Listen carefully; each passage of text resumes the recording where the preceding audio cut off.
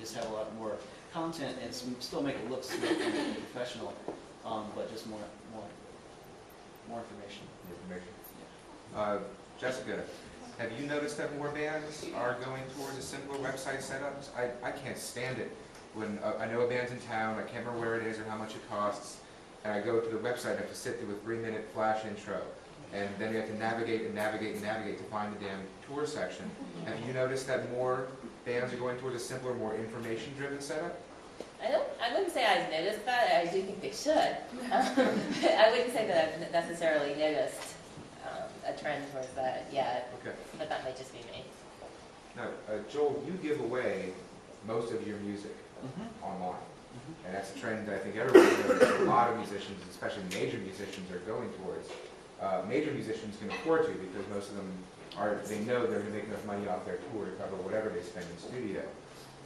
But how do you think giving away your music online, streaming or downloadable, how does that help you, make money? It doesn't work with traditional business idea to give things away in order to make money, but it seems to work.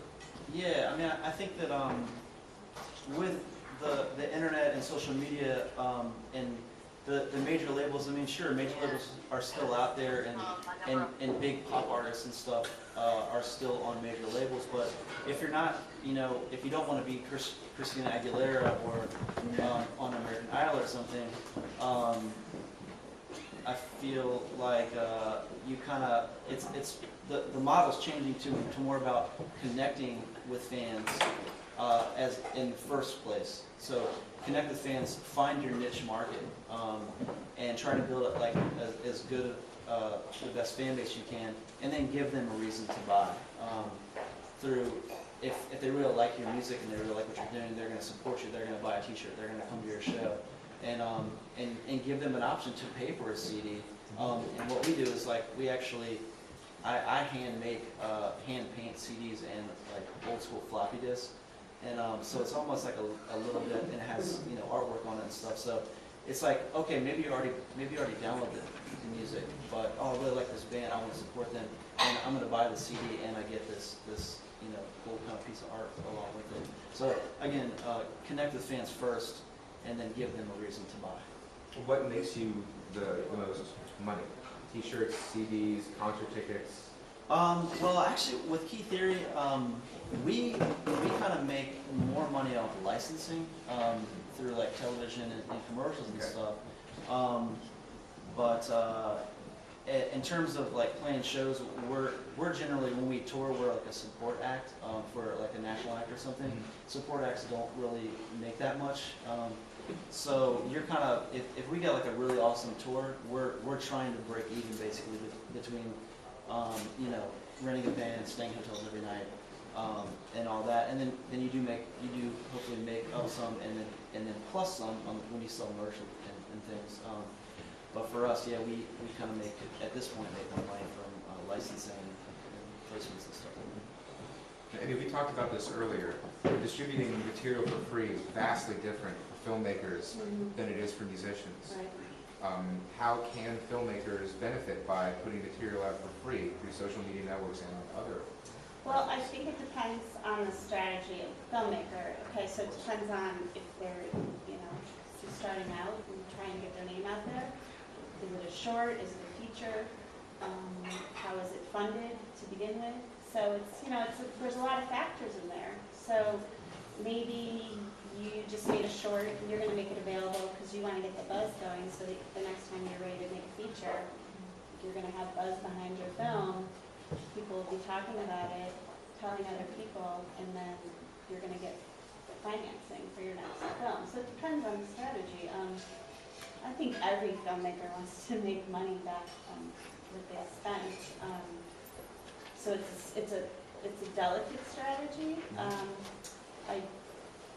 You can sell it and people are still going to rip it and take it and do it that way. So it is about, as Joel said, courting your fans and getting them behind you and willing to support, I mean, I'm definitely going to support an artist that, is genuine and I believe in and I want to support and be a part of it. obviously by generating buzz, it's a film that gets pirated, especially a smaller film, that can turn out really well for a filmmaker.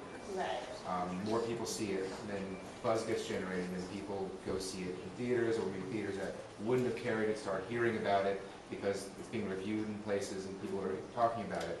Are there any inherently very bad things that can happen to a filmmaker when their film gets pirated or leaked, things like that? I think something bad could happen is that every filmmaker is going to tell you your best.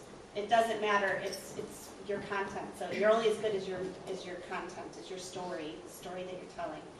So if it stinks and it gets out there, then everybody's going to talk about that it stinks, and so you're not going to sell it. So it could hurt you in that way. But if you have a good story to tell, I think it would only help you. There are filmmakers that have really changed the game by using social media. Are there any examples of campaigns, things like that stick out in your mind? Oh, there's a lot. There's Four-Eyed Monsters, if anybody heard of them. They're South by Southwest darling favorites of 2007, and they streamed all of theirs for free. And they're really about now, so they started a site called Open Indie. And right now you can go to Open Indie as a filmmaker and just donate, give them $100, and it's to develop a site so that filmmakers can then go back there once it's ready and put their film up. And they keep all the rights, and they get all the money. And it also has a functionality where they can demand the film, like we talked about, using Eventful, but this way you do it through an Open Indie, and fans could go there and demand that they bring the film to their city, to their town. So that's an example. Everybody knows about Paranormal at this point, Paranormal Activity.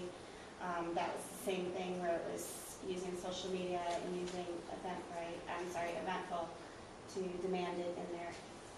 That way they already knew how many tickets they could sell by having 500 people say, we want to see it here. So then they would bring the film there. Anyone that's really changed the game? Promotions, I guess? Has anyone really changed the business that you work in using social media? Okay, wait, is that, I was thinking that's a question before. Has anybody changed it? Well, I mean, there's sort of the breakthrough bands, I guess, who started it, like Fall Out Boy and all the Fueled by Ramen bands that were the feature ones on MySpace that you see the most. I mean, they're certainly the ones that changed it. But I mean, I was going to make a comment, if it's okay, about what you guys were just saying. Sure.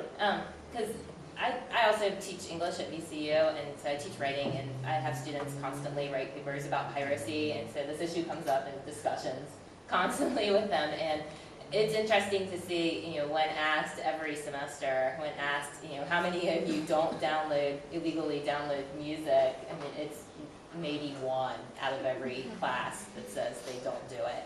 And then there's usually a but or an exception that comes right after that. And so, I mean, I kind of think that music is ultimately going to be free because, and be ad-based, they're going to make money on that. And sort of like what you were saying, it seems to me, I mean, from what I've read, most money at this point is really made on merchandise and on touring, and I think licensing was a really good example. So, I mean, if it's not being made on music and most people are downloading it already now, especially, the 18 to 22-year-old bracket, those are the people who are listening to it now, and those are the people who are going to continue to, and their kids are going to get it the same way. So that's sort of what I was thinking as I was listening. Now, I don't think that necessarily is relevant to film. Yeah. It's a different story. We did a post on our blog, though, about pirating or profiting. So it's definitely a debate, for sure. Yeah. Depends. It's definitely different from filmmakers to musicians. For sure.